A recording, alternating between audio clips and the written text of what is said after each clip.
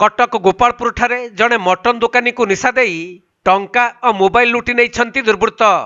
तेबे दुर्बृत्त माने मटन किनिबा बहाना रे आसी एहीपरि कांड घटाई। परे खबर पाई घटनास्थल रे पुलिस पहुंची मटन दुकानी को मेडिकल पठाई।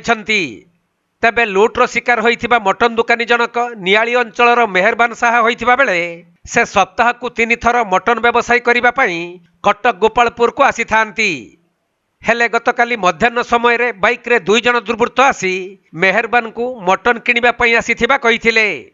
एहा परे मटन व्यवसायी मेहरबान साहा को निशा स्प्रे करी दुकान रे थिबा टंका मोबाइल और किछि जरूरी कागज पत्र लुट करी फेरार होई जाइथिले दुर्बृत्त माने। तेणु तांको अति गुरुतर अवस्था रे मेडिकल रे चिकित्सा चलीछि।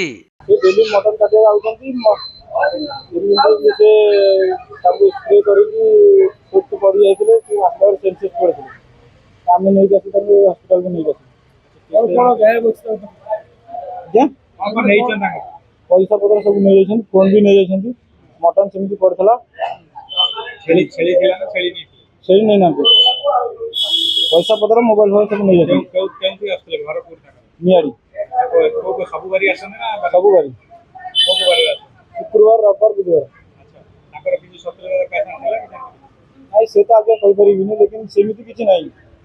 साइड मटन दुकान वाला भी स्प्रे मारा जुले सुना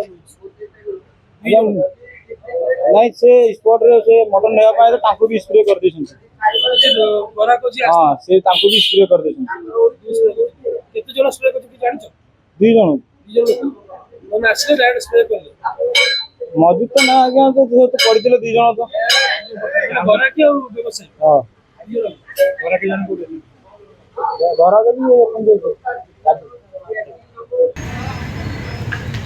कटक जिला प्रतिनिधि राजेश कुमार साहू का रिपोर्ट कोणार्क लाइव।